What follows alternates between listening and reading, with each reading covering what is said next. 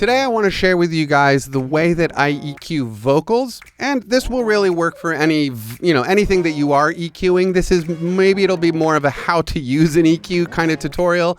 I'm going to be talking about sort of the nitty-gritty details of the EQ and how things actually work inside an EQ as you're working them. But I really think that if you follow this method that I use for EQing things, you should get recordings that are a bit more lively sounding and a little bit more, like professional sounding, because that's what we're all going for. All right, so let's get right to it.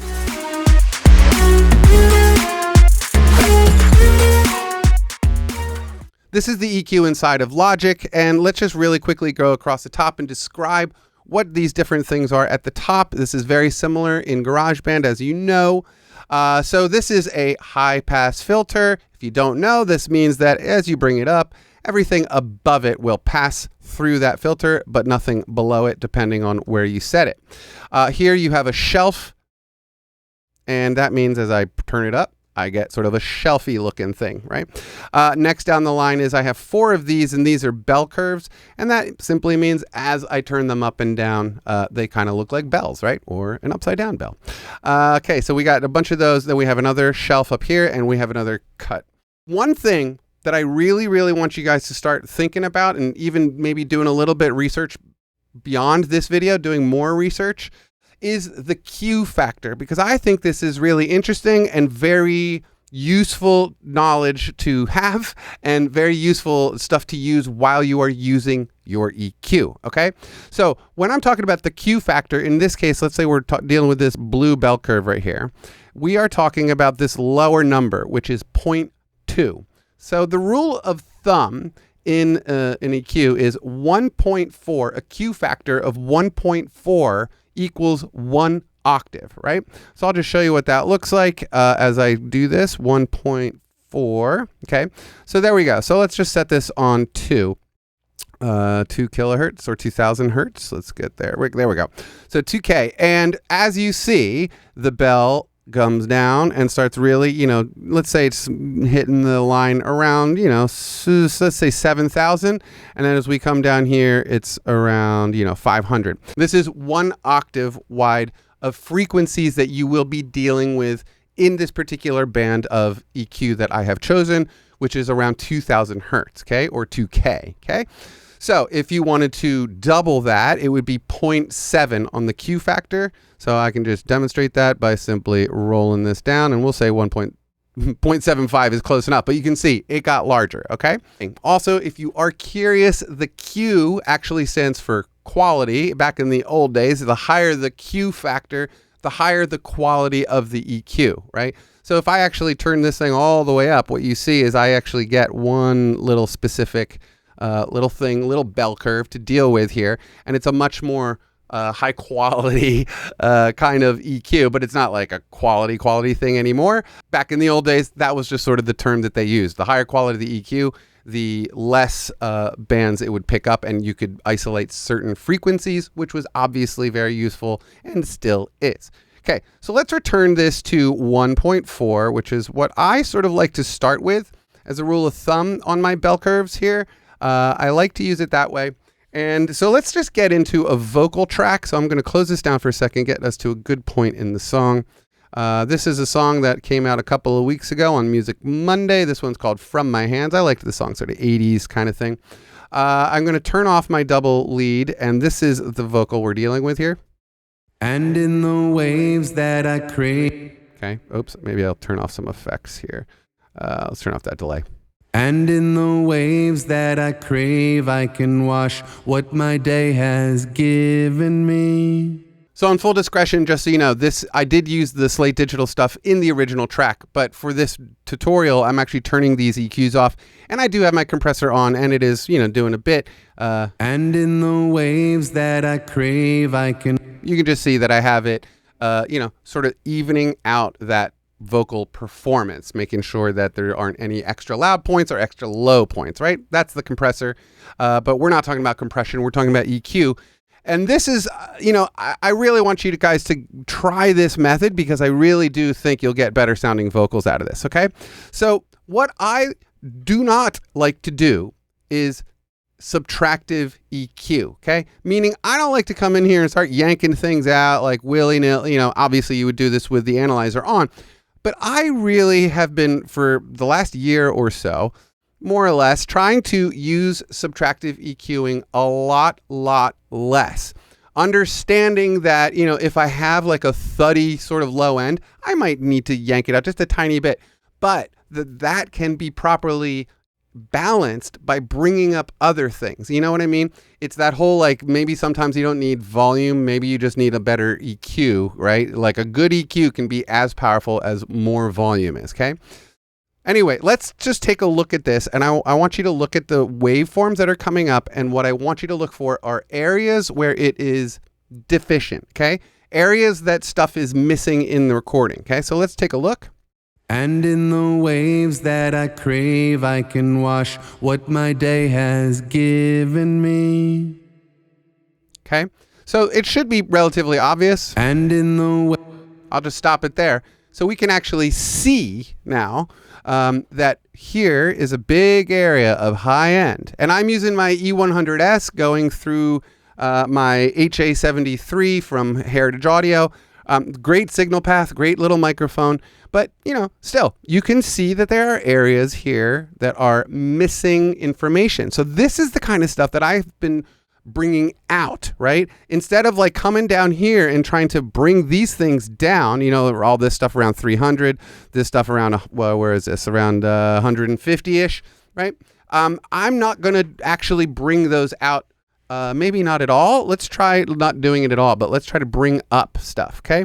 So the first thing I'm going to do is actually just grab this shelf EQ and just like find this area where it's a little bit, low. And we're just going to say, a lot in here. So I'm just going to bring this up a little bit, and let's actually keep push and play and listening as we do this.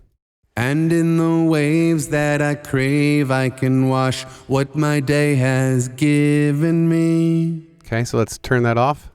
And in the waves that I crave, I can wash what my day has given me. So suddenly that airiness comes out, that detail comes out. So let's go back and pause this. Okay, so look, here's another deficiency. Here's an area where it seems a little bit low, as is right here. So what I might do with this is actually, and it is already set to 1.4. So let's actually just bring that up right in that 3K range. I know my voice this is an area where I usually need a little help. So we're going to try to eliminate this. What I want you to understand here is that I'm actually trying to equalize these frequencies as best I can, and as my ears are telling me this sounds good or bad, right? But I am trying to somewhat even out this. I'm not trying to create a flat line or anything like that, but I am looking and identifying areas where there is stuff that's missing that I might want to hear. This is a perfect example, 3K. And in the waves that I crave, I can wash what my day has given me. Do you even hear how much the low end seems to not seem as a big of a deal, like when this high end stuff starts coming in? Okay, so let's keep going. And in the waves that I crave, Okay, so I'd say like right in here, in this 1K area. So let's do the same thing. Oops, grabbed the wrong thing. So we're gonna do that, and I'm gonna bring this down to let's say 1.4 again, just for the sake of example. Okay, so we're going for another band of octave. Let's tighten that up a tiny bit. Let's make that, a little bit more there. Okay, so. And in the waves that I crave, I can wash what my day has given me. Okay, so that's starting to sound better. Now, of course, I do have all this stuff going on below 50 hertz. I'm just going to grab my high pass filter, and I'm just going to yank this up to, just put the ball right at 50 there. And in the waves that I crave, I can wash what my day has given me. Okay, I see a little bit too much activity in the 300 range. I am going to subtractive EQ here, but just the tiniest bit. I want to increase the Q value, and just so it's a little bit tighter on that frequency. And let's just say like 2 dB lower. That's not much, but you will hear that difference for sure. And in the waves that I crave, I can wash what my day has given me. Okay, now let's listen to it in the mix, because, it's not going to be a solo piece. Let's listen to it. And in the waves that I crave, Okay, I'm going to turn the EQ off. And in the ways that I crave, I can wash what my day has given me. So you hear what I'm saying? Like, I didn't take out any of the warmth. That's a big no-no. Like, don't suck out all the low end of your vocals. Like, I mean, unless that's what you're going for. If you're going for like a telephone sound. But in general, vocals, you want them to have some warmth, right? And a lot of that you can see is living right here in this 150 range, 130-ish too. Right down here, I know my voice particularly, this is one of those areas where sometimes I even bump it up a little tiny bit. I wouldn't do it with the bell curve in this case. I would actually use the shelf, and let's try to get to it. There we go. I hate it when they jump around like this. Anybody else hate it when they jump? Okay, there we go. Let's put this around 130, and let's just bring that up. And it's a Q factor of 1. And we're just going to bring that up just a little touch there. And maybe bring this up a little bit more. And in the ways that I crave, I can wash what my day has given me. Okay, I think we're getting kind of close to, a good example at least. Let's see, how am I doing? Let's grab this yellow one. And let's even push a little bit harder right here. And I'm going to widen that out a little bit. And let's go to, let's try our 1.4 and see how that looks. It's a little too much. So I'm going to bring it down to about half an octave, right? 1.4, so 2.8. So that's about half an octave worth of bands that I'm going for there. And I'm just going to do something like this. And in the ways that I crave, I can wash what my day has given me. Right? Okay, let me turn this off. So now you can really hear a difference. And in the ways that I crave, I can wash what my day has given me. Turning it back on. It's just a maze that I walk on the days that I talk to myself. Right? So that's more or less what I wanted to talk to you guys about. Like, understand how your EQ works. Understand what you are trying to do is more or less equalize those frequencies, right? Again, this is going to be dependent on what it is that you played or sung or whatever it is that you're trying to achieve. And again, I'm not trying to create like a big flat thing, but I'm definitely looking for areas, especially in the high end, where all that detail is to my voice, all the enunciation stuff, the diction stuff, all the D's and T's and S's and all those kinds of things, the air in my throat, those kinds of things you really want to hear. That's the magic of a good vocal take, You want to bring those things out. You're trying to make it sound sweeter and like nice and clear so the lyrics could be understood.